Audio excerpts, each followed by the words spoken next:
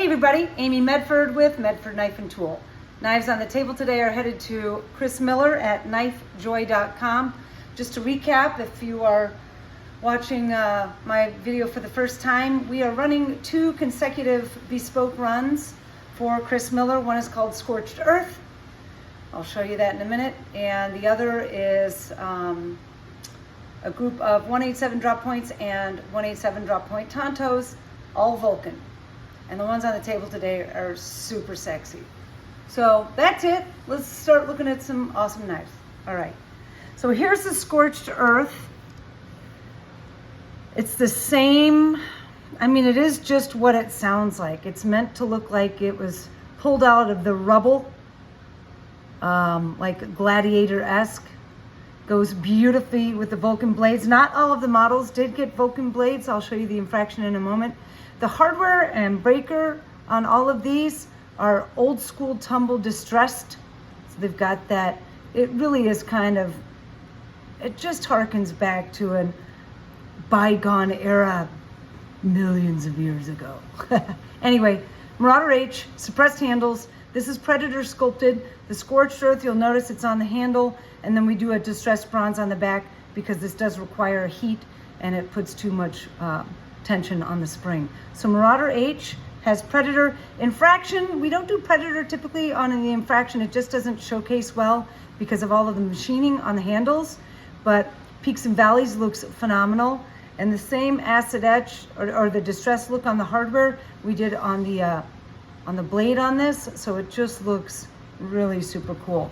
Full-size Praetorian T Predator. And then we did versions, I believe that Chris did versions of all of the models with just the Scorched Earth, flat handles, no sculpting, so you have options. All right, that is the Scorched Earth.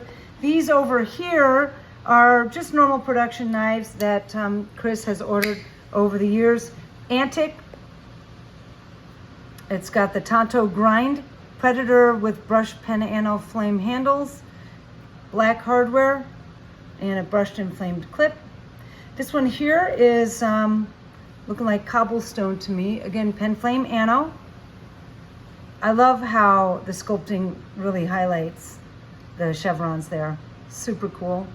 And then the last of his normal production knives today is the USMC Fighter Flipper with the multi-G10 laser engraved on the handle. Brushed bronze clip, DLC blade, and pommel, and black hardware.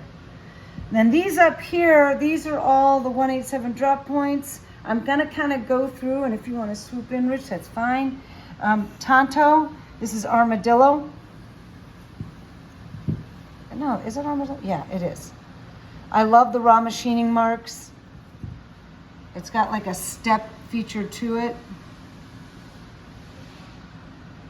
Super cool. This one here, clearly Predator.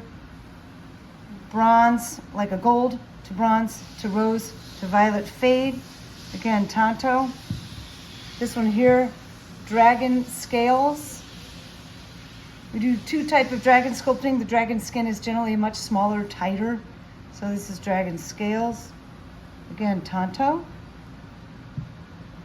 Here we have one of my new favorite color combinations, Rose Bronze.